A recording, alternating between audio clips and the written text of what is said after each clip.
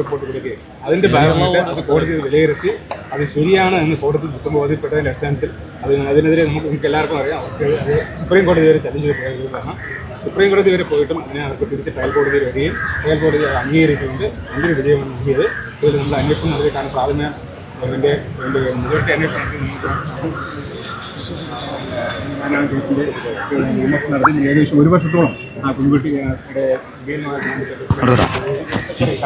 കോടതികളിൽ പോയി അതിൽ തടഞ്ഞു നിർത്താൻ മാക്സിമം ശ്രമിക്കുകയും എന്നാൽ നമുക്കത് ക്വസ്റ്റ്യൻ കിടന്ന് അപ്പോഴത്തേക്ക് അയാളുടെ പ്രതിക്കെതിരെ നമുക്ക് ട്രയൽ നടത്താൻ പറ്റിയില്ല.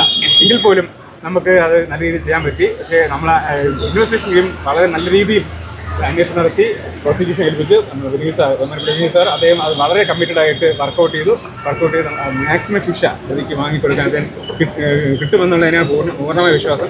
പിന്നെ കൂടാതെ നമ്മളെ ഇൻവെസ്റ്റിഗേഷൻ ടീം എന്ന് പറയുമ്പോൾ അതിനകത്ത് നമ്മുടെ പോലീസ് ഉദ്യോഗസ്ഥർ ഷാജഹാൻ അതുപോലെ തന്നെ നമ്മുടെ അൽബിൻ, സതീശൻ, ജില്ലാൽ അങ്ങനെ തുടങ്ങിയ നമ്മുടെ പാറശാല CA സജീവകുമാർ ഇങ്ങനെ പല ഇവരെല്ലാവരും ഇതിനകത്ത് ആത്മാർത്ഥമായ ശ്രമം കൊണ്ട് ഇൻവെസ്റ്റിഗേഷൻ്റെയും അതുപോലെ തന്നെ നമ്മുടെ ഇൻവെസ്റ്റിഗേഷൻ ടീമിൻ്റെയും കൂട്ടായും എന്നാൽ ആത്മാർത്ഥമായ ശ്രമം കൊണ്ട് നല്ലൊരു ശിക്ഷ കിട്ടുമെന്നാണ് നമുക്ക് ഉറപ്പാണ്. അതിനുള്ള എല്ലാ ഞാൻ ചാർജ് കൊടുത്തതിൽ നിന്നും നല്ലൊരു റിസൾട്ട് കിട്ടുമെന്ന് കുറച്ച് വിശ്വസിക്കും. നാളെ ശിക്ഷാവിധിക്കുള്ള അന്തിമ വാദമാണ്.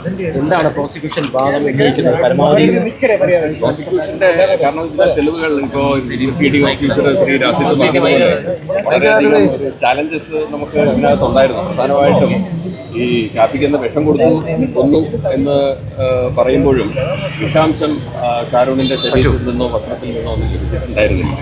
അപ്പോൾ അങ്ങനെ വരുമ്പോൾ വളരെ വലിയൊരു ആശങ്കയൊക്കെ ഉണ്ടായിരുന്നത് അന്വേഷണ ഉദ്യോഗസ്ഥന്മാരുടെ, അതായത് ആദ്യ ഘട്ടങ്ങളിൽ അന്വേഷണം നടത്തിയ ശ്രീ ജോൺസണിൻ്റെയും പിന്നീട് അന്വേഷണം ഏറ്റെടുത്ത ശ്രീ സുൽഫിക്കറിൻ്റെയും അതുപോലെ തന്നെ അന്തിമ ഘട്ടത്തിൽ ചാർജ് കൊടുക്കുമ്പോൾ അതിനൊക്കെ വേണ്ടിയിട്ട് നടത്തിയ ശ്രീ രാസിത്തിൻ്റെയും. അപ്പോൾ ഇതിനെല്ലാം ചുക്കാൻ പിടിച്ച് ഇതിനകത്ത് വളരെ ഇഫക്റ്റീവായിട്ട് എഴുതിയ SI ഷാജഹാനും ഒക്കെ ഇതിനകത്ത്, അതായത് ചുരുക്കി പറഞ്ഞാൽ പാറശാല CI സജി ഇവരുടെയൊക്കെ ഒരു കൂട്ടായിട്ടുള്ള നല്ല ഒരു പ്രവർത്തനം, ഒരു സ്പെഷ്യൽ ഇൻവെസ്റ്റിഗേഷൻ ടീം, അതിൻ്റെ ഒരു വൻ വിജയമായിട്ടാണ് ഞാനിത് കാണുന്നത്. അവർ കളക്ട് ചെയ്ത് തന്ന തെളിവുകൾ അത് ഉചിതമായിട്ട് എനിക്ക് കോടതിയിൽ പ്രസൻറ്റ് ചെയ്യാൻ കഴിയുകയും വിഷാംശം ശരീരത്തിലോ വസ്ത്രത്തിലോ അല്ലെങ്കിൽ വിസറയിലോ ഒന്നും തന്നെ ഷാരോണിൽ നിന്ന് കണ്ടെത്തിയില്ല എങ്കിലും അത് വളരെ വിദഗ്ധമായിട്ട് ശാസ്ത്രീയമായിട്ടുള്ള തെളിവുകളിലൂടെയും വിദഗ്ധ ഡോക്ടർമാരുടെ അഭിപ്രായങ്ങളിലൂടെയും അതിന്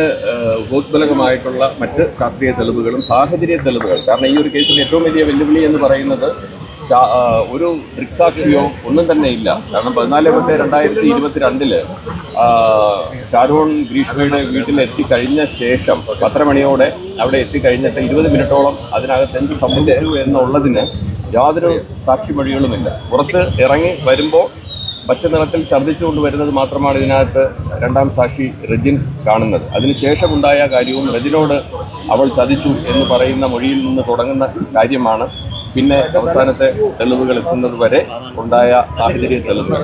അപ്പോൾ ഇതിനെക്കുറിച്ചുള്ള മറ്റ് എവിഡൻസുകളുമൊക്കെ കൂടുതൽ വരുന്ന നാളെ ഇത് വിധി വന്നതിന് ശേഷം നമുക്ക് സംസാരിക്കാം. Thank you.